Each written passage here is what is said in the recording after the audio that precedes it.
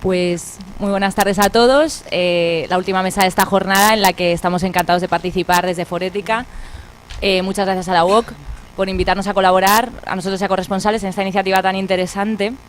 Es la segunda jornada ya de RSE que se hace en la UOC y me pareció una muy buena idea cuando Luis Garay me planteó la temática, ¿no?, de medios de comunicación, y me encanta el enfoque pues de la gestión que acabamos de ver y ahora abordarlo desde el punto de vista de servicio, contenidos.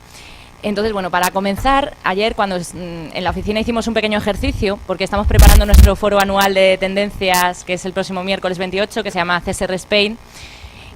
Os invito a todos a acudir. Entonces, estábamos preparando el evento y teníamos que hacer una ronda de preguntas a mis compañeros de Forética. Ya veréis, los que vais al evento ya veréis por qué. Entonces les preguntaba qué palabra para ellos iba a marcar la agenda de la RSE. Y un compañero me dijo una respuesta que me encantó, que la palabra que él escogería sería consumidores. Y es una palabra que el resto de empleados no dijeron, pero que él lo veía claro, consumidores. Y efectivamente, porque desde Forética estamos muy seguros de una idea, y es que para que la RSE avance es imprescindible, primero, que haya unas empresas que se lo crean, como las que acabamos de ver en la mesa anterior, y que lo integren en su estrategia, en el corazón de su negocio. Luego, que haya una administración pública que lo impulse y lo premie y lo fomente. Pero un tercer elemento imprescindible es que haya una ciudadanía, una sociedad, que también lo interiorice y que lo castigue si no lo están haciendo bien y lo valore si están integrando esa sostenibilidad en su corazón de negocio. Y para la ciudadanía, por eso estamos aquí, tres representantes que, bien desde el mundo académico, como es el caso de Jordi, o bien el caso de los medios de comunicación, como Laura y como Juan, pues están integrando ellos todos estos temas, los están trasladando a la ciudadanía, a la sociedad. Entonces, bueno, yo tengo aquí una batería de preguntas, queremos que sea muy periodístico, queremos que sean respuestas muy cortas, y luego ya pues dar paso a vosotros, ¿no? Pero primero me gustaría, bueno, dar un par de pinceladas de cada uno para que les conozcáis un poco. Jordi Sánchez dirige los estudios de Ciencias de la Información de la UOC, de esta universidad, y bueno, él es licenciado en periodismo, es doctor en comunicación audiovisual, y bueno, al ver su perfil me ha llamado la atención también que ha sido subdirector del Festival de Sitges y que en la actualidad, de cine de Sitges, y que en la actualidad coordina la sección de animación de este festival, Animat. Así que una de sus áreas de especialización es cibercultura y cine, que además desde Forética estamos también trabajando en temas de ciberseguridad con el INCIBE, o sea, es un tema, todo el tema ciber, desde la sostenibilidad a Forética nos interesa también mucho. Y me ha llamado mucho la atención que sea una de tus áreas de especialización, Jordi. A mi derecha tengo a Juan Rollo, que es economista zaragozano, experto en RSE y ISR, y bueno, le conocemos muy bien desde Forética, desde los comienzos, cuando empecé en Forética, pues porque es uno de los principales blogueros, influencers que denominamos en Forética y en el entorno de la comunicación. ¿Por qué? Porque él pues tiene un blog que barre en visitas, Cultura RSC, que os animo a visitar, en el que mide el pulso, ¿no?, de la sostenibilidad, y por eso pues al final es un Key Opinion Leader, aparte de dar clase en la Universidad de Zaragoza, que también pues es asesor de Fundación Ecodes, está en la comisión de RSC de AEK, bueno, es miembro del Consejo Editorial de Moneda Única. Y bueno, como título interesante, es un apasionado del mundo del cómic y bueno, y además premio de divulgación del Salón del Cómic de Barcelona. Así que también tenemos aquí a otro exponente. Tenemos aquí. Así que encantados de contar contigo. Y por último, Laura Prieto, la conocéis pues porque dirige y presenta el programa Sector 3 en Radio Nacional de España. Es un programa que interconecta a empresas con ONGs y pone en valor esas iniciativas de colaboración que se están llevando a cabo. Para mí es un programa referente en el ámbito de la RSE, en los medios generalistas, que ahora hablaremos, la aproximación que se hace en los medios generalistas de la sostenibilidad, que muchas veces tiene ahí muchos escollos. Entonces yo creo que periodistas como Laura, que se lo creen y que lo integran en su trabajo, para mí es fundamental. Bueno, ella ha trabajado, es licenciada en Filología Inglesa por la Universidad Complutense de Madrid, ha desempeñado toda su carrera profesional en el mundo sobre todo muy enfocada al tema de documentación, ha pasado por Onda Madrid, por Hilo Musical, por medios de comunicación, pero sobre todo su amplio bagaje es en Radio Nacional de España, donde bueno, pues ha estado trabajando primero empezando en el ámbito de la documentación y luego pasando a estar dirigiendo, presentando y coordinando programas de diversa índole, tanto musical como económico, como actualidad. O sea, una periodista de estas, de raza, ¿no? Y bueno, encantados de contar también contigo, Laura. Para romper el hielo, lo primero que voy a hacer es pedir a los tres componentes de la mesa que me describan en una palabra cómo consideran ellos, puede ser un nombre, un adjetivo, que es el abordaje que se hace de la RSE en los medios de comunicación, y que lo escriban con una palabra, luego ya desarrollarán la idea. Así que si quieres, Jordi. Sí. La palabra, quizás un poco tópico, pero la palabra para mí es conflictivo. Perfecto. Es conflictivo. Fenomenal. Jordi. Juan. Claro, yo tengo un pequeño matiz, y es que yo efectivamente vengo del mundo de los blogs aquí en representación, con lo cual lo mío no tiene nada que ver con los medios de comunicación. El periodismo yo creo que tiene suficiente entidad y una importancia como para yo sentirme en todo caso economista, no periodista. Con lo cual yo lo que hago a través de mis blogs no es precisamente la conflictividad, sino yo lo que digo que hago es diplomacia. Con lo cual en todo caso sería divulgación lo mío. Fenomenal. ¿Y Laura? Yo me he traído dos palabras, desde el punto de vista de los, siempre hablando de los medios generalistas, ¿no? Que es en donde yo estoy. Una es prevención y otra es tibieza. Yo creo que falta muchísimo camino todavía por recorrer. Pues me Pero encanta. estoy de acuerdo con Jordi porque todo esto viene porque hay un conflicto. Y como hay un conflicto, hay que tener diplomacia y hay que... O sea, yo creo Sí, que las sí, tres palabras están muy interconectadas. La tibieza, o sea, me han encantado las tres. Se sale out of the box, se salen de lo que cualquier persona más así diría. Yo creo que habéis hilado fino, así que perfecto. Y entonces enlazo con la primera pregunta. ¿Creéis, estaba para los tres, que debería tener más cobertura la temática de sostenibilidad, responsabilidad social en los medios de comunicación? ¿Creéis que es actualmente suficiente cobertura la que se le da? Entonces, bueno, pues si queréis empezamos de derecha a izquierda, por ejemplo. Sí, si me permites, antes, brevemente, en 15 segundos, un aviso. Y es que antes de venir, preparando un poco esta intervención, yo hablé con mis compañeras, digo compañeras porque todos fueron profesoras del departamento de mi facultad. Es decir, no vengo aquí con una opinión exclusivamente mía, sino que toqué temas con algunas compañeras que trabajan en el ámbito de la publicidad, del periodismo y de la comunicación corporativa. Y lo que voy a decir un poco viene de las conversaciones que tuve con ellas, ¿no? Yo me refería al concepto, o he aplicado el concepto de conflictivo porque la relación de la responsabilidad social con la prensa no es difícil ver, no es difícil comprobar a veces que en ocasiones la prensa ha sido cómplice de determinadas campañas que bajo la apariencia de rendir cuentas o de responsabilidad social en el fondo eran campañas de maquillaje, es decir, una especie de operaciones de buenismo. Y la prensa ha sido cómplice de mucha comunicación empresarial y corporativa que iba enfocada a maquillar determinadas cuestiones. Ahora, claro, estamos en un contexto de crisis de credibilidad de la prensa y de crisis económica, crisis de credibilidad y crisis de valores incluso. Entonces, claro, es cuando emerge especialmente el conflicto. Respecto a la pregunta concreta, ¿deberían tratarse muchos más temas? Sí, deberían tratarse muchos más temas, pero siempre desde la reflexión previa que se ha hecho en la mesa anterior y la reflexión muy bien que hacía Andrea, ¿no?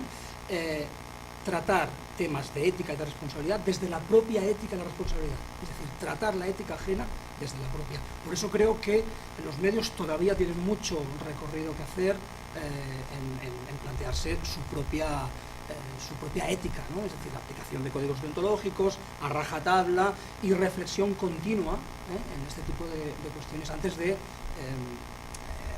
explicar otras éticas, digamos. Efectivamente. Me ha encantado una frase que ha dicho Luisa allí de Vocento de gestionar con paredes de cristal, ¿no? Los medios se dedican a comunicar y a su vez tienen que ser gestionados transparentemente, si no ya su discurso pierde toda la credibilidad y creo que hemos visto ejemplos. Juan Rollo. Bueno, efectivamente, para eso está el papel de los medios de comunicación. Yo creo que desde los blogs debemos hacer más diplomacia. ¿Por qué? Porque yo creo que todavía queda mucha pedagogía. Es decir, yo creo que durante todas las mesas hemos estado todos, el mínimo con múltiplos, que todavía la RSC sigue siendo una gran desconocida. De hecho, hay gente que todavía la RSC la llama RC, por ejemplo. ¿Por qué? Pues porque a lo mejor piensa que el tema social distorsiona de lo que es su verdadero motivo, modus operandi, que es la gestión. Entonces yo como economista, al final veo la RSC como una gestión de valor. Entonces yo no tengo que convencer a nadie de que eso es ético, que eso es deontológicamente correcto. No, es que yo creo que esto es positivo para ti, para tu reputación, para tu marca, para tu gestión, para tu sostenibilidad, para tu atracción de inversores, para tu gestión del talento. Yo creo que es positivo para ti. Y cuanta más transparencia tengas, eres capaz de gestionar mejor tus riesgos. Y al final, si no gestionas tus riesgos, pues es como el avestruz. Me mete la cabeza debajo de la tierra y luego que pase lo que Dios quiera. Entonces, yo creo que todavía hace falta mucha pedagogía, creo que hace falta mucha visibilización y creo que hace falta, al final, yo sinceramente creo que los medios de comunicación están sobreprotegiendo a la RSC siempre y cuando en muchos casos tiene temas sociales. Y fijaros los gabinetes de comunicación de las grandes empresas, cómo son capaces de atraer ese espacio en los medios de comunicación. No por el tema social, por el tema de voluntariado corporativo. Siempre la RSC es una herramienta que ellos utilizan. Pues a mí me sorprende mucho cuando la RSC se focaliza en el departamento de comunicación o la lidera el departamento de comunicación. Claro, eso es la siguiente derivada. Es decir, la RSC no solamente tienes que gestionarla de manera interna, sino que también tienes que gestionarla de manera externa. ¿Por qué? Ni muchísimo menos para hacer marketing, porque al final, como hagas solamente marketing, pues puede haber algo vacío. Y como trates de engañar o de distorsionar tu verdadero valor, al final es cuando te van a caer todos los palos. Pero que al final, ¿por qué tienes que ser también la transparencia desde un punto de vista externo? Para explicitar las buenas prácticas, para que tus competidores copien tus buenas prácticas. No estamos hablando a lo mejor tanto de clientes o de temas conflictivos, sino de buenas prácticas. Porque en un programa de voluntariado corporativo que lo estás haciendo fenomenal en tu empresa, ¿por qué no lo puede aplicar también la otra compañía de tu competencia? ¿Por qué en un programa de gestión medioambiental que está siendo muy eficiente para ti, que te está reportando ingentes beneficios intangibles que también se pueden medir, por el hecho de ser intangibles no tienen por qué no medirse, ¿por qué no lo puede hacer la competencia?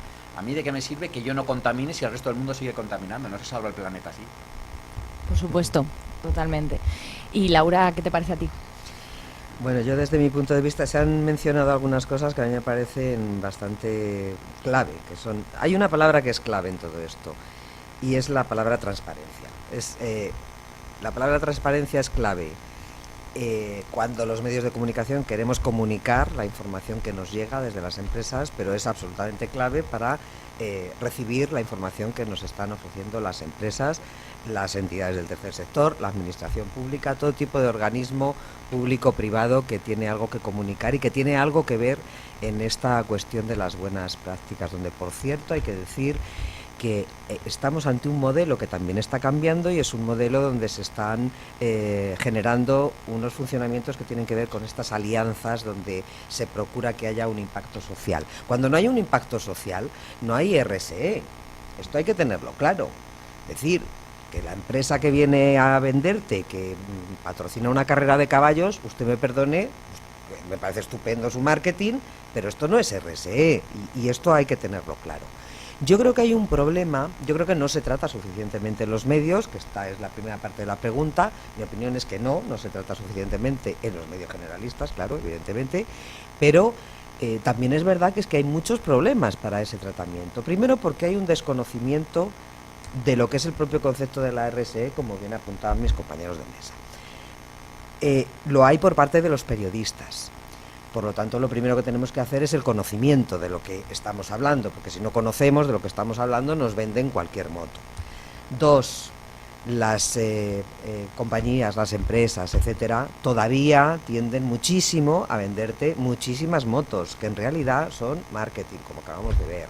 Por tanto, uno tiene que separar el grano de la paja para saber qué es lo que tienes que publicar y qué no.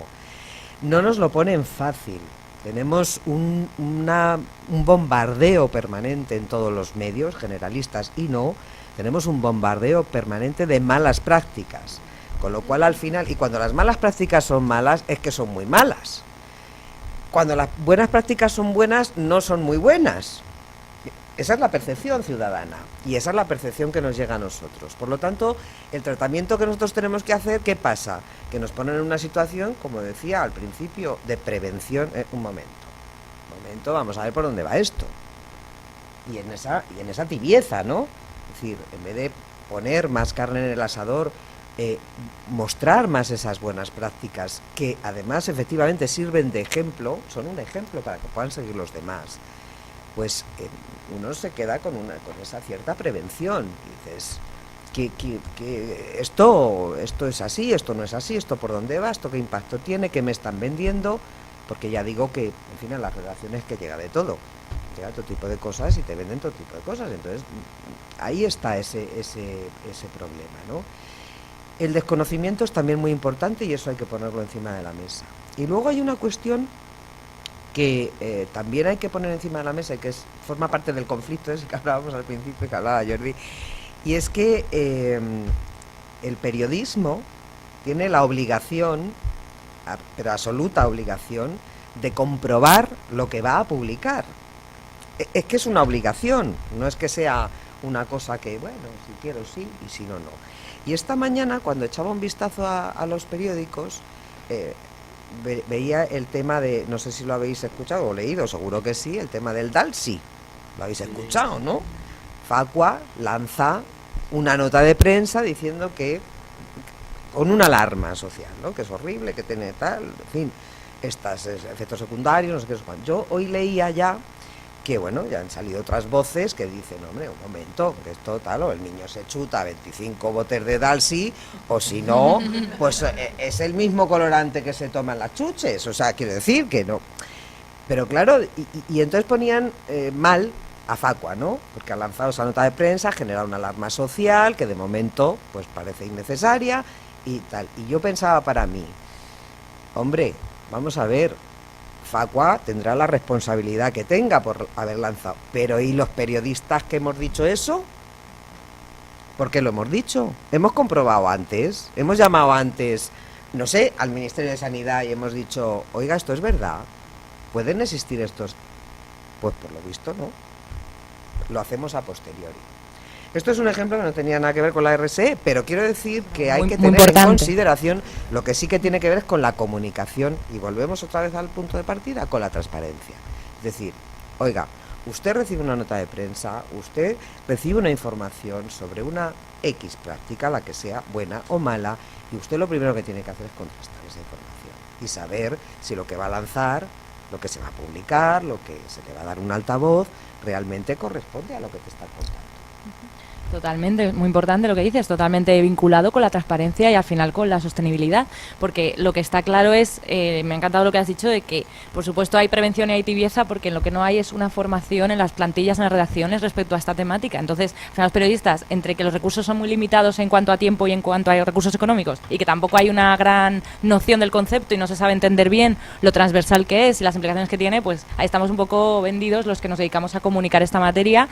Y por otro lado, los periodistas que queréis apostar por esto, también a la hora de venderlo a vuestro jefe de redacción, también vendidos, porque tenéis que hacer como esa evangelización arriba, de decir, oye, que este tema hay que sacarlo porque es relevante, porque hay una historia humana detrás, pero ya te cuesta el venderlo. Y en ese sentido, vamos, desde Forética sí estamos llevando a cabo periódicamente formaciones a periodistas, porque nos parece muy importante que eso, que las plantillas de los medios conozcan este tema, ¿no? Y en la línea con tema plantillas, tema recursos humanos, quería hablar le dije esta pregunta a Juan y a Laura, desde los medios, decir qué pensáis en cuanto a que haya un equipo especializado en las plantillas de los medios, si debería haberlo, si no, dónde, en qué sección tendría que ubicarse, qué detalles en este punto, porque sí que vemos que quizás hay un periodista que lleva esta temática, entre otras 7. Entonces, ¿cuál creéis que es el escenario ideal? ¿En qué sección debería ubicarse un periodista especializado y cómo tendría que abordarse este tema? Yo misma, a ver, yo no creo que haya... primero, yo soy una persona que creo poco en los reinos de taifas y mucho en los equipos. Esto para empezar a hablar. Entonces, partiendo de esa base, yo no creo que haya que tener un equipo especializado en una redacción. Yo creo, o en una plantilla. Yo lo que sí creo es que toda la redacción, todos los miembros de esa redacción deben conocer de lo que se está hablando. Y así como hemos tenido códigos deontológicos para abordar muchísimos temas, léase la infancia, léase la violencia de género, en fin, no voy a decir muchos otros temas que han tenido su necesidad de tener una formación. Yo creo que esa formación hay que darla en su conjunto, al conjunto de la plantilla que va a hacer, bajo las responsabilidades que sean, sus distintos programas. Y que a partir de ahí, bueno, luego le tocará a X periodista ocuparse de este espacio, o al otro, o al otro, al otro, a quien le toque. Pero a quien le toque tiene que saber de lo que está hablando. Pero yo no generaría un equipo específico, es decir, voy a formar a 3 periodistas para que hagan específicamente esto y esto sea lo que hacen. Yo soy contraria a ese funcionamiento en las plantillas. Yo creo que tiene que ser común, un espacio común donde uno pueda trabajar cualquier temática con conocimiento de causa. Lo que ya no tengo tan claro es si pondría una sección específica. Eso yo no lo tengo muy claro. Yo voy reflexionando mucho sobre ello y todavía no he llegado a una conclusión clara. A veces me decanto a una cosa, a veces digo, pues sí, estaría bien, y otras veces digo, no tiene sentido. no le acabo de ver el sentido. Entonces estoy confusa todavía en mi reflexión. Porque por una parte podría estar bien en una partida, en un choque, ¿no? Para que a la sociedad, al consumidor, al ciudadano, y yo no hablaría de consumidores como decían antes, sino que yo hablaría de ciudadanos,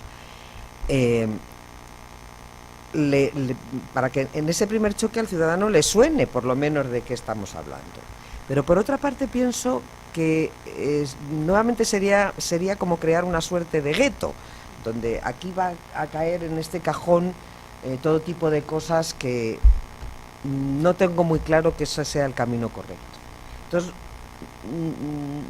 yo no sé si lo generaría una sección. Yo creo que mi inclinación es a que no, y a que la noticia fuera en la sección que le correspondiera. Es decir, puede ir a la sección de economía o a la sección de, o a la sección de política. Ayer estábamos en una entrega de premios, como sabéis, y bueno, pues había dos representantes políticos en la mesa. Es decir, hay unas políticas también, pues a lo mejor en un momento determinado hay que ponerlo en la sección de política. Yo creo que me inclinaría más, pero todavía ando reflexionando, ¿eh? Sí, ¿no? es un tema a reflexionar, Juan. Sí, yo creo que esta final, si la RSC se define como transversal, pues tampoco se puede encasillar en un departamento. Y es verdad que hay periódicos que sí que es verdad que han puesto una sección, o ponían una sección específica con la sociedad corporativa, pero claro, como muy bien dice Laura, ahí que metemos, porque a lo mejor hay una noticia que podría encajar ahí, pero podría encajar también en recursos humanos, o podría encajar en finanzas si hablamos de inversión socialmente responsable, o también en sociedad, porque tú fíjate, al final también es el problema que tenemos también cuando evaluamos GRI, que hay muchas noticias que luego al final ves y vas viendo las páginas y es que están en un montón de páginas. ¿Por qué? Porque al final, si hablamos de medio ambiente, pues puede también ser muy interesante incluirlo en diferentes secciones, ¿no? Por lo cual yo no lo encajaría, porque realmente al final la RSC es transversal. Otra cosa es el marketing. A lo mejor sí que debería haber una sección de marketing en un periódico de economía, o finanzas, a lo mejor sí, o bolsa, mercados financieros, eso sí que tienen sus secciones específicas. Pero claro, si hablamos de RSC y hay una noticia de inversión socialmente responsable, ¿qué hacemos? ¿La metemos en finanzas o la metemos en RSC? Pues yo creo que estamos un poco desvirtuando esa transversalidad de lo que es la responsabilidad social corporativa. Y al final, yo creo que de lo que se trata es de hacer la RSC algo normal. ¿Cuándo habrá triunfado la RSC? Cuando no hablemos de RSC.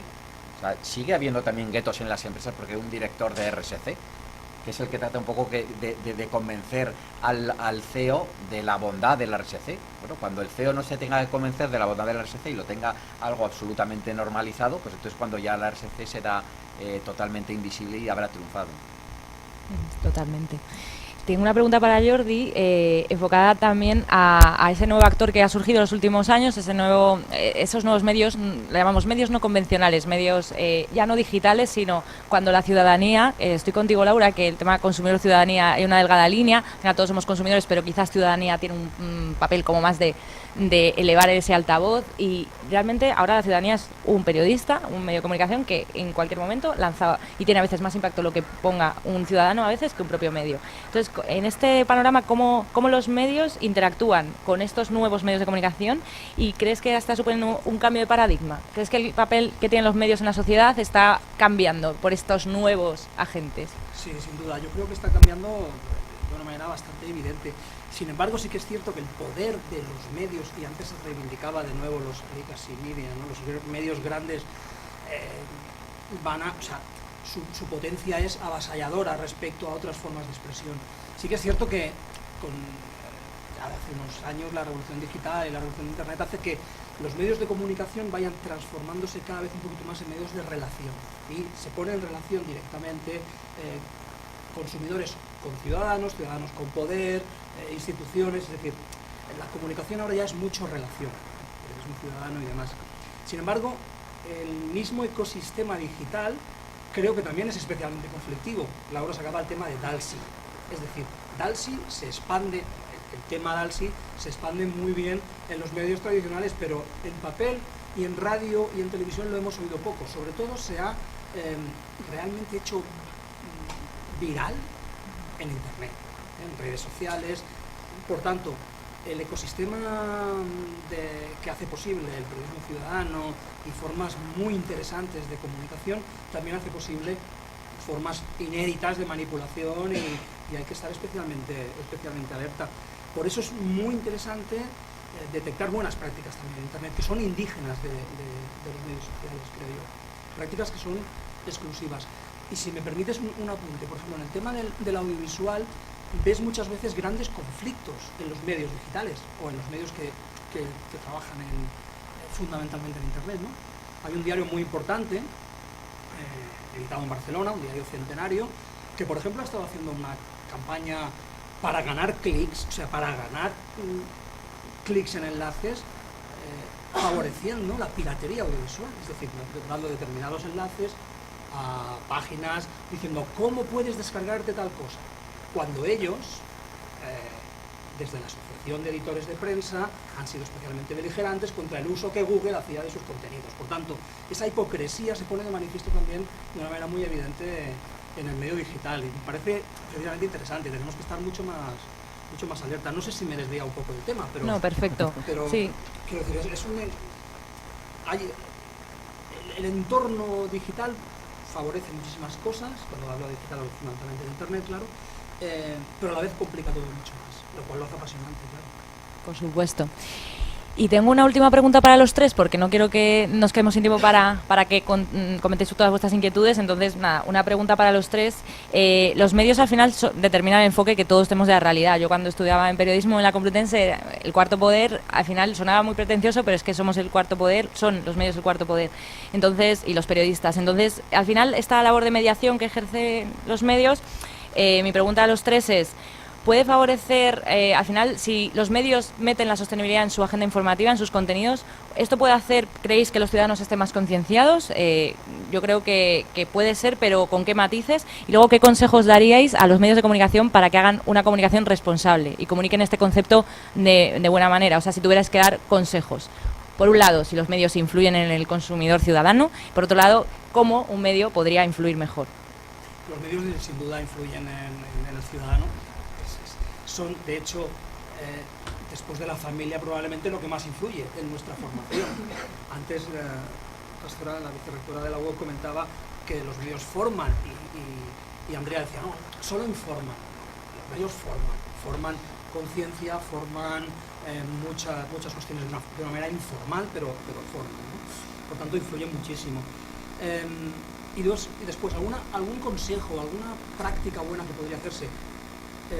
Laura Prieto lo comentaba antes, cuando recibes una nota de prensa, de lo que sea, tienes que tratarla como si fuera un asunto de Estado. Es decir, lo mismo que antes Andrea Rotero comentaba, cuando recibimos una información sobre corrupción, aquí ponemos una maquinaria de verificación absolutamente minuciosa.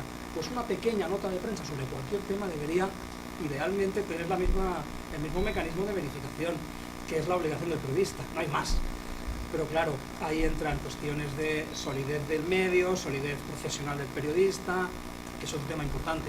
Cuando antes se hablaba aquí de que las plantillas de los grandes medios son contratos indefinidos y demás, sí, pero es que el periodismo lo hacen muchísima más gente que los profesionales que están a tiempo completo con ellos, lo hacen muchísimos colaboradores que tienen que vender, el freelance tiene que vender de una manera precaria información casi al peso, ¿no? Por tanto, el modelo económico también es complicado y no ayuda muchas veces, ¿no?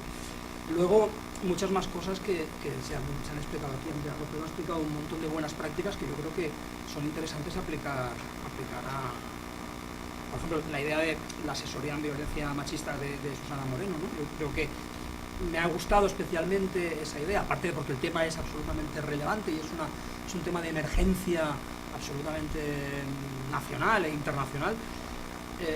Me ha gustado mucho el hecho de que incorporen a un académico. Susana acaba de defender su tesis y tal, me parece muy interesante que una doctora en comunicación estuviera asesorando sobre un tema tan concreto, ¿no? Es decir, hay buenas prácticas que yo creo que se han apuntado aquí que son muy interesantes. Juan. Es que no nos olvidemos que con la RSC lo que queremos es cambiar el mundo. O sea, es que esto no es baladí.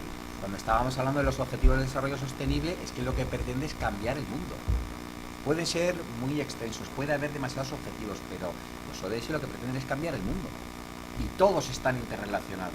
La RSC lo mismo. Entonces, claro, poner ahora el énfasis en el consumidor, en el lector, en el ciudadano, el que tiene capacidad de cambiar son los líderes, que son los que tienen la palanca.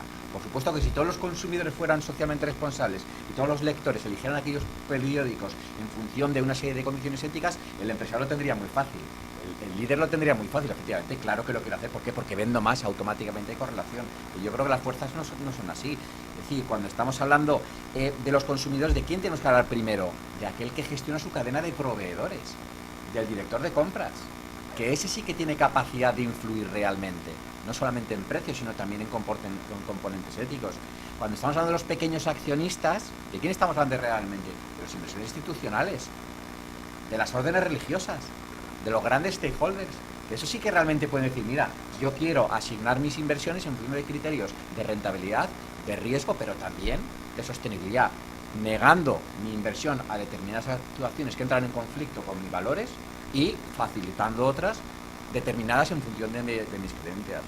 Es que es muy fácil al empleado decirle, no, tú solamente trabajas en aquellas empresas que sean éticas y que... Eso es muy fácil, pero ¿quién tiene capacidad de decisión? Los sindicatos. ¿Por qué no rompemos el tabú del salario? Bueno, es que claro, yo tengo el salario y a partir de aquí ya no negocio nada más. No, vamos a ver, muchas más cosas. Podemos negociar conciliación, podemos negociar también despidos, podemos negociar actuaciones colaborativas. No solamente estamos hablando de competitividad y de productividad, hay muchísimas más cosas. Y al final tened en cuenta que estamos hablando de la lógica del mercado. Yo el término neoliberal no me chirría. En todo caso, el liberalismo de Adam Smith. Y por supuesto con las reglas claras. Con las reglas claras. La especulación es una actividad absolutamente indispensable para el funcionamiento de los mercados financieros. ¿Por qué? Porque da liquidez al mercado. Pero claro, para que haya especuladores tiene que haber gente que quiera cubrir riesgos. Es entonces cuando encuentran su función. Si todos somos especuladores, efectivamente, eso es un juego de suma cero. Lo que gano yo lo pierde el otro. Pero si hay gente que especula y gente que cubre riesgos, es donde tiene su lógica. Pero son los líderes los que tienen que hacer este tipo de actuaciones. Son los presidentes de las compañías que estaban representadas antes los que tienen que dar el primer paso y luego ya los lectores, los consumidores, los pequeños inversores nos sumaremos a ese carro, pero son los líderes los primeros. Esto es algo top-down, no es algo bottom-up. O el CEO de la compañía lo aplica o de luego, como yo tenga que convencerle, pues lo llevamos claramente. Sí, la apuesta de alta dirección es fundamental. ¿Y Laura, quieres añadir? Claro, bueno, yo añadiría muchísimas cosas porque además el tema tiene muchos brazos para reflexionar, para discutir, para hablar de ellos, ¿no? Y todos son importantes y sobre todo todos están interconectados porque al final pues o conseguimos hacer el puzzle de alguna manera o si no, no hay forma. Efectivamente, si yo tengo una empresa que me está diciendo que es socialmente responsable, que tiene una gobernanza, buena no lo siguiente, que tiene una transparencia, buena no lo siguiente, y hay que convencer al CEO para que algo no vale, algo no funciona. Pero lo cierto es que esa es un poco la realidad, no nos engañemos. Al final tú oyes hablar a los directores de RSC o a los directores de comunicación, o a veces a la misma figura porque están juntas, es la misma figura la que lleva la dirección de comunicación que la dirección de responsabilidad social, y te comentan los grandísimos esfuerzos que tienen que hacer para convencer, pues a llevar adelante este proyecto, el otro, el de más allá. Por lo tanto, el convencimiento ya tú ves que no está tan claro, que no existe tan claramente. Eso por una parte. Por otra parte, vuelvo a decir los principios del periodismo. Perdonen ustedes, a saber, son tres. Uno tiene que informar, evidentemente, uno tiene que entretener, evidentemente, y uno tiene que formar. Y esos son los tres principios del periodismo. Yo lo siento, pero es que no hay que darle muchas más vueltas. Claro que tiene la obligación de formar. ¿Por qué? Por lo que estaba diciendo Juan. Porque es que tú, de alguna manera, tienes que tener esa figura o esa iniciativa que tire del carro. Si no, no tira nada del carro. El medio de comunicación tiene que hacer saber, esto no es un problema solo de hacer, hoy esto es muy malo, denuncio. No. Vale, denuncio lo que tenga que denunciar, evidentemente, pero luego tengo que formar, luego tengo que explicar por qué esto es así, por qué esto es asado, por qué es de la otra manera. Entonces, ese es un papel que yo creo que es ineludible, el de la formación para los medios de comunicación, si queremos que esto efectivamente se transversalice y termine llegando a la base que es la ciudadanía. Y yo hablo de la ciudadanía porque evidentemente somos consumidores, pero esto no tiene que llegar a la figura del consumidor, tiene que llegar a la figura del ciudadano en toda su actuación, en todo su núcleo de actuación. También se hará más exigente.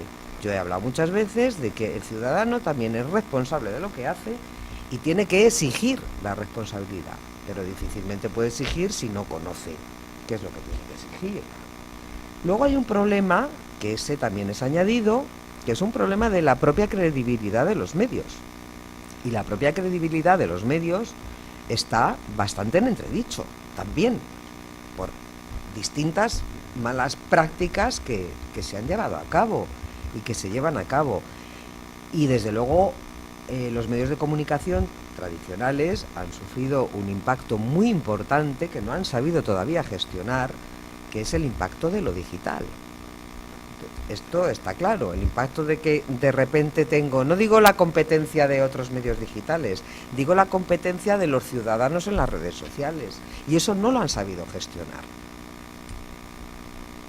Lo digo así con toda la sinceridad del mundo, porque todavía, ahora estamos hablando de unos medios, si ahora hablamos de los medios escritos, que son los que han sufrido más, de momento, el impacto de ese periodismo ciudadano y de ese mundo digital, esas redes sociales que les han empujado, ahora mismo la distribución, por ejemplo, de la prensa escrita es que es muy pequeña, es que va a llegar a ser anecdótica, absolutamente. Luego los visitantes únicos en internet y no sé qué serán miles de millones, porque todo el mundo dice que son miles de millones, y luego salen los informes donde dicen, no, es que esto hay un sistema para que tú cliques 25 veces y entonces tenemos 25 millones de esto. Bueno, pues todo es una suerte de trampa a veces, ¿no? Pero ya digo, no me refiero a esa competencia, sino a el no saber gestionar que el periodismo ciudadano, ese que no tiene la obligación, porque no la tiene, de formar, de informar, de entretener y además de comprobar lo que publica, porque el ciudadano no tiene esa obligación y el periodista sí la tiene, pues resulta que les han ganado la partida. ¿En qué ha contribuido eso? Ya no es un problema de que el periodista sea de plantilla indefinido o sea contratado del tipo de contrato que tú quieras. No, ya no solamente depende de eso. Es que el propio ciudadano, el propio empleado que está, yo tengo un contrato indefinido, pero el propio empleado que tiene un contrato indefinido, si tiene un contrato indefinido, pero resulta que tiene que cubrir, porque no hay más plantilla, pues tiene que cubrir 28 informaciones, eso va en detrimento de su capacidad para investigar, porque medios tecnológicos, técnicos para investigar, hoy los tenemos todos. No nos podemos, vamos, más que nunca. Los medios no nos faltan, lo que nos falta es el tiempo, la capacidad de poder desarrollar su trabajo. Yo no es por hablar de mi libro, pero yo en mi programa estoy sola, o sea, que nadie piense que es que yo tengo a nadie. No, yo estoy sola conmigo misma. Y yo me sirvo el café y me pongo en la antena, todo. Y ahí entra toda la cadena, y no barro de casualidad. Pues uno a veces tiene la capacidad que tiene, con independencia de que tengas más porcentajes, ¿sabes?, de plantilla indefinido. Y estos se están quejando muchísimos periodistas por esa precariedad, por esas plantillas súper reducidas. No tengo que mencionar aquí los últimos expedientes de regulación de empleo que se ponen, porque claro, eso va en detrimento de tu número de periodistas que tienes para cubrir las informaciones. ¿Qué gana? ¿Os habéis fijado? Esto no es RSE, pero la cultura prácticamente ha desaparecido de los medios. Hay dos que se dedican a ello. ¿Qué prima? La política, la economía y los deportes, mayormente el fútbol. ¿Estáis de acuerdo conmigo? Y el resto, pues si tenemos hueco. O sea que es todo un buyuyu, ¿verdad? Hay de cosas importantes que todo termina complicando mucho la capacidad para responder y sobre todo para que los medios tengamos credibilidad y cuando lanzamos una información el ciudadano se la pueda creer a pies juntillas, pensando que se ha hecho correctamente toda la cadena de trabajo, ¿no? Claro, que entonces consejos para una comunicación más responsable pasaría por pues asignar recursos, ¿no? Asignar tiempo, dinero, también el propio medio que se lo crea para que a su vez tenga credibilidad. Y luego lo que hablábamos en las facultades de periodismo de la agenda setting, de esa lista de temas que están en la agenda mediática, incluir temas vinculados a sostenibilidad, que no siempre es RSE en sentido estricto de gestión, ética, estándar, sino que es muy transversal, a veces ambiental, social, de buen gobierno, entonces todos estos temas que calen, ¿no? Entonces yo me pasa como a Marcos, que me estaría aquí hasta mañana en la mesa, pero bueno, como quiero también que tengáis voz vosotros, pues si tenéis alguna inquietud para los ponentes es el momento. Yo solamente apuntar una... Sí. Solamente apuntar una cosa a lo que decía Laura, que es que efectivamente la labor del periodista, yo creo que es otra de esas labores que está también en reestructuración. Porque claro, hoy en día el periódico, tu programa, es un bien escaso. Es decir, ¿cuántas empresas hay que luchan por salir en tu programa? Que luchan por salir gratis. Si hablamos de publicidad, eso ya es más fácil. Yo hablo, en vez de hablar con Laura, hablo con el Departamento Comercial de la Radio Nacional de España o con el de otro medio, ahí está, pero yo quiero salir gratis. Y ¿cuántos periodistas hay que se han pasado al lado oscuro? Y en vez de estar dentro de los periódicos, están en la empresa. Entonces están haciendo unas notas de prensa maravillosas. Están dando información. Pero claro, esa labor al final del periodista, dentro del medio de comunicación, es que a lo mejor el periodista ahora está en la empresa, está dentro del gabinete de comunicación. Entonces, es un poco también, se tiene que reinventar, ¿no? Juan, el lado oscuro es el que más empleo da realmente, o sea, sí, las facultades de periodismo están Totalmente. nutriendo a gabinetes de comunicación de empresas, no a medios de comunicación. Por tanto, es el lado oscuro y además mayoritario. Y van ganando. Tal cual. ahí. Por goleada, Sí. por goleada. Yo lamento deciros que mi programa está hecho con lo que viene siendo mi sueldo, vaya. Porque ya sabéis que además Radio Nacional tiene publicidad, entonces esto es lo que hay. De momento. Bueno, de momento, pero de momento no la nunca la tuvo, vaya. Ya lleva unos Sí. años. Nunca la tuvo. Por eso. Nunca. Pues adelante.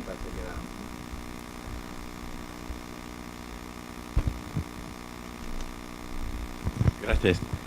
Yo quería preguntar en este sentido, los medios de comunicación, las noticias, vamos, tú pones la televisión o coges el periódico y, vamos, hay 5 noticias y son los mismos en todos. Sí. Vamos, la pobre chica que ha desaparecido, ya está harto bastante ver todos los días, porque hay muchísimo más en esta situación, ¿no? Y veo que los medios utilizan la misma noticia todas las veces, ¿no? Entonces, yo veo una falta de responsabilidad, porque hay muchísimas noticias.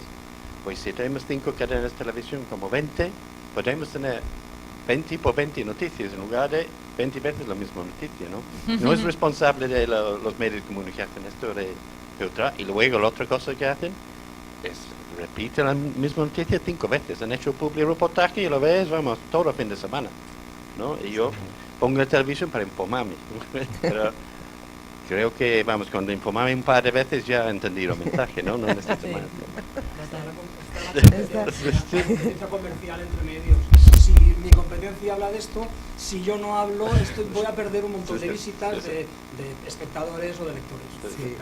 Pero eso... el tema que quería comentar realmente es hasta qué punto los nuevos medios de comunicación, has estado comentando un poco las redes sociales, etcétera, realmente qué es el rol en el futuro de los medios de comunicación. Esto es que me preocupa a mí, porque yo creo que has dicho tú, informar, entretener y formar es clave, ¿no? Pero si queremos una sociedad de calidad, Luis ha comentado la formación, que la persona que recibe noticias sabe dirigirlo y interpretarlo, ¿no? Este es la clave, ¿no? Entonces, para mí este es el rol de la comunicación y los medios, y cómo vamos a enfrentar este orden en el siglo XXI, cuando vamos, los jóvenes ya no leen un libro, un periódico en papel, por muchos vamos, ni saben qué es. Solamente sale a la calle y ve el kiosco y casi no hay periódicos hoy en día. Bueno, todos tenemos el digital, ¿no? Sí. Pero, ¿cómo la comunicación va a enfrentar este reto, no? Yo de momento lo que percibo hasta ahora, y si no vamos por otro camino tal, es que los medios digitales, los nativos digitales, están reproduciendo exactamente los mismos parámetros de los medios tradicionales, analógicos o como corresponda en cada caso. Para mí es una reproducción.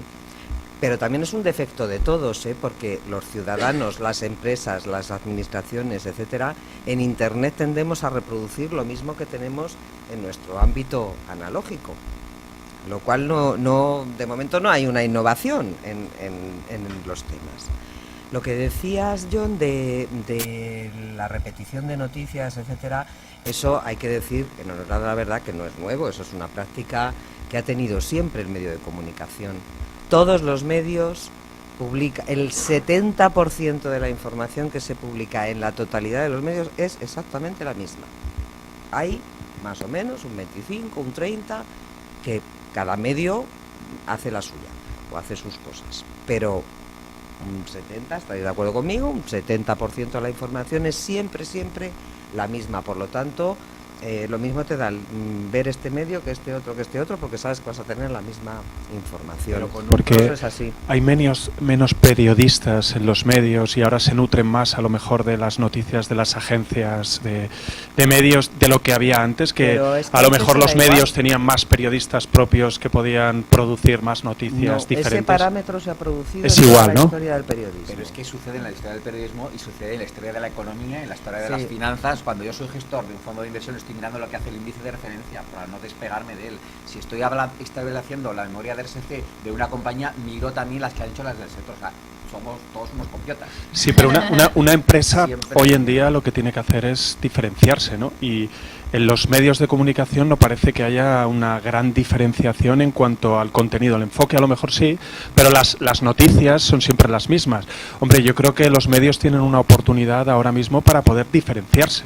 Para decir, oye, yo no hago lo mismo que están haciendo los demás, sino que hago algo aparte y me dirijo a un público muy específico que busca otra cosa y escuchar otras voces diferentes. Claro, pero no se produce. No, se diferencia del periódico fundamentalmente en enfoque, es decir, en cómo tratan el enfoque ideológico, el barniz ideológico de determinadas informaciones, pero en el fondo la agenda y los grandes bloques son los mismos. Y antes, referente a una cosa que comentaba Luis antes, cuando creo que lo hablaba con Andrea, ¿no?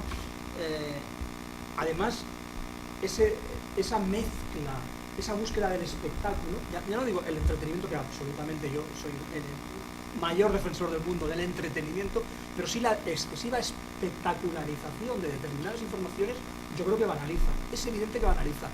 Y solo hay que ver algunos ejemplos que hemos visto, un programa que nos ha gustado mucho, La Sexta Noche, y que nos han explicado muy buenas prácticas, pero determinados elementos informativos están tratados de una manera tan espectacular que yo creo que quedan absolutamente desvirtuados, porque se tratan igual y con los mismos comentarios medio irónicos, medio satíricos, una pieza sobre fútbol que una pieza sobre política. El lenguaje del espectáculo lo impregna todo y todo se convierte en un magma, que creo que es un poco por donde ibas antes, ¿no? Yo solamente dos comentarios. Primero de todo, yo no puedo concebir un periódico que hable bien del gobierno. o si es regional o si es local, que hable bien del alcalde de tu pueblo. O sea, el periódico tiene que ir siempre en contra del poder. Siempre. Y luego otro tema también, es que yo creo que los periódicos tradicionales no se han adaptado a todo el mundo digital. Porque cuando tú coges una noticia maravillosa, que la han pasado la agencia de comunicación a todos los medios de comunicación para luchar por ese espacio, cuando el primero que publica la noticia como aquel, pero el siguiente, ya Google te penaliza, porque eso es contenido duplicado, porque Google detecta que está la noticia en 27 veces, con lo cual, lo que tú crees que estás haciendo una buena cosa para tu periódico, que es generar una noticia buenísima, si ya la publica otro medio antes, por lo menos cúrratelo un poco. O sea, nosotros somos un humilde blog, culturarsc.com, somos un humilde blog, y nos llaman de las agencias para pedirnos el espacio. Nosotros no cobramos publicidad, no hacemos publicidad, no cobramos, y nos llaman las agencias. Yo cuando tengo noticias que me interesan, me lo ocurro un poco, redacto un poco. Si es una noticia de una semana, pongo el presente, pasado, en fin, me lo ocurro un poco, procuro que no sea la misma como todas. Claro, es que Luis. eso es... Sí. Yo os quería preguntar, aparte del tema de la espectacularidad que comentaba antes, ¿cómo influye también el tema de lo fast food, por decirlo así, lo rápido, ¿no? Porque comentaba ahora John, que decía, ¿no? El tema de los periódicos tradicionales que desaparecen, ¿no? Los artículos de opinión, entonces esto es casi algo residual para la generación que tiene ahora 20 y pocos años, incluso 30, por decirlo así, ¿no? Y además ves que hay una noticia que sale y el periódico también online, tiene que sacarla muchas veces. Yo no sé si contrastando realmente fuentes, o sea, que esta inmediatez obliga también un poco a comunicar de una manera diferente. Luego además también con estos medios online, periódicos, etcétera, que parece que tienen también como que ya no es solo espectacularizar las noticias principales, sino que incluir noticias muchas veces banales o...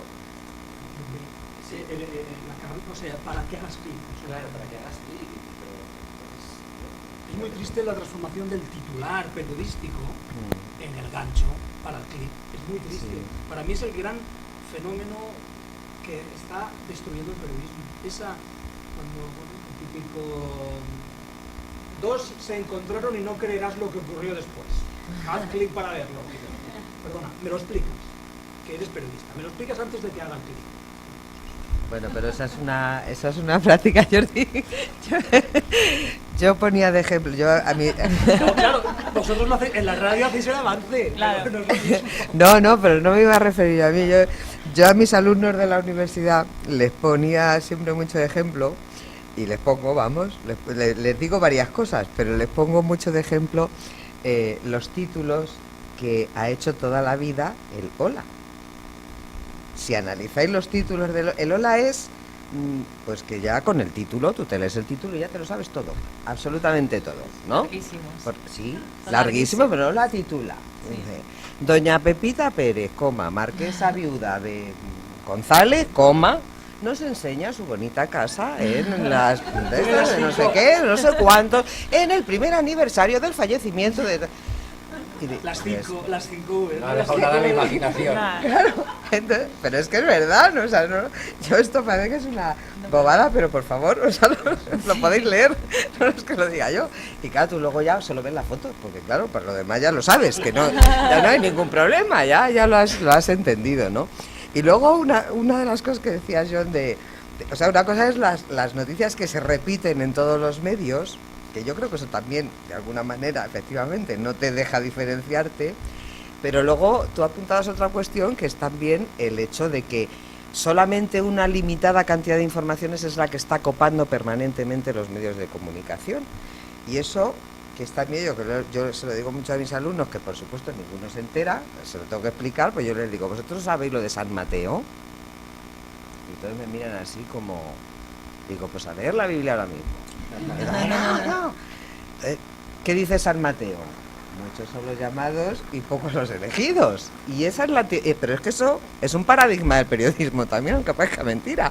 Y entonces, claro, muy poca cantidad de personas o de entidades o de organismos generan una información que los periódicos, los medios, las radios, las televisiones están dispuestas a coger y a dar. Y el resto se queda absolutamente diluido, aunque hay así de informaciones. A una redacción cada día pueden entrar 4.000, 5.000 teletipos, cada día, con informaciones diferentes. ¿Cuántas se cogen? No sé, 60, 70, 80, se acabó. Ahí se terminó la cuestión. Pero yo no veo, y no sé si vosotros lo veis también en vuestros análisis que hacéis o en vuestra práctica, yo no veo que esa innovación en lo digital todavía no la estoy viendo. No sé si... Algunas cuestiones de lenguaje, por ejemplo, esos vídeos brevísimos que combinan un poquito de periodismo con lenguaje publicitario, con un tema de relevancia social, ¿no? Pienso en determinadas revistas, publicaciones tipo Playground o cosas así, ¿no? Es decir, algunas innovaciones formales, pero son mínimas. Y esas innovaciones formales en cualquier caso no van a favor de lo que hemos considerado siempre y debemos seguir considerando periodismo, que es práctica, rigor, profesional. Sí. ¿Tenemos tiempo para una última pregunta, Luis? ¿Algo más que queráis preguntarles?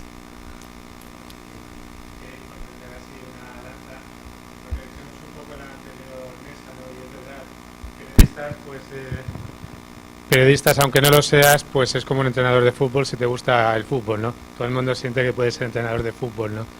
Y es cierto, ¿no? Claro, yo la verdad que sigo apasionándome y sigo creyendo en el periodismo y en la función social que tiene. Y cada diario, me da igual, que comparta mi ideología política o lo que sea, cada diario que cojo, aquí y fuera, sobre todo los grandes, y digo diario porque al final es han dicho los datos, también creo que lo decía Luisa, siguen siendo los más influyentes de aquí a la China, o sea, con mucha distancia. Tú coges cualquier diario y el 90%, y yo creo que me quedo corto, de todo lo que se publica en un medio de comunicación, y digo igual, en un informativo de televisión o algo, es tremendamente riguroso, creíble y, vamos, y hecho por profesionales como la copa de un pino, ¿no? Claro, el problema, es verdad que estos ejemplos que son reales son de las excepciones, ¿no? Y vivimos, hay que tener en cuenta en esto, ¿no? Como se ha dicho, como pasa en las universidades. Vivimos en una época, pues que los medios de comunicación, ya se ha comentado ante las cifras, pues en muchos casos han bajado, o hemos bajado, de ingresos, por lo menos los tradicionales, un 40, 50, 60% mínimo. Y claro, pues en cualquier industria no tenemos las ayudas estas de los bancos y este tipo de cosas, ¿no? Entonces hay que tener en cuenta un poco esa perspectiva, y cuando hablamos, que es cierto, ¿no? Lo que decimos en periodismo, ese viejo tópico, el good news no news, ¿no? Que siempre lo digo yo, que las buenas noticias no son noticias, pasa lo mismo al revés, que siempre cuando vemos a un medio, y es normal, porque somos humanos, es normal, nos quedamos con lo negativo, ¿no? De verdad nos quedamos con aquello que chirría, que llama la atención y demás, pero luego si ves el conjunto, y da igual, cualquier diario, el que menos te guste, el que menos compartas la ideología, a mí la verdad es que me sigue poniendo la piel de gallina y decir, wow, qué reportajes, qué informaciones, qué opiniones, qué todo, ¿no? Evidentemente, claro, por eso decía un poco, cuando generalizamos y demás, pues, y hay que batallar, y más autocríticos que somos los periodistas, creo que muy pocas hay, ¿no? Que eso también es un tema que antes se ha apuntado, ¿no? Entonces yo creo que es bueno hacer la perspectiva un poco global con eso, porque es verdad que todavía hay un ejercicio de profesionalidad, yo creo que muy muy grande en España y en todos los países, por lo menos que yo conozco. Sí, Marcos, una cosa. Solo hay un colectivo igual de crítico que los periodistas, es de los profesores universitarios. Claro, por eso. Pero no tienen la misma... Yo también soy profesor universitario, no tenemos la misma influencia. Hay que entender que un periodista cuando habla, pues como Andrea o lo que sea, y sobre todo los que están en televisión y demás, pues lo que él habla o lo que ella habla, la influencia, pues con todo el amor, pues no tiene nada que ver con lo que podamos decir un profesor o algo así. Me refiero a influencia en la sociedad, en la opinión pública. Entonces, claro, ahí es un pez que se muerde la cola, y eso es algo que creo que siempre pasará, ¿no? La autocrítica que se hace en los periodistas con sus propios medios de comunicación es muy buena, no existe, yo creo, en otro sector que haga tanto autocrítica, pero eso también perjudica a la imagen y a la credibilidad en el sector, ¿no? Yo creo que por ahí ese es un punto. Muy bien. Yo creo que ha quedado una foto que hemos compuesto entre todos de cómo en este panorama de los medios actual entra este actor que es la sostenibilidad, y qué papel juega y qué papel debería jugar, y consejos para que tenga la visibilidad que se merece, ¿no? Entonces, muchas gracias a todos, y bueno, creo que ya estamos sobre la hora, damos paso a la clausura. Muchas gracias.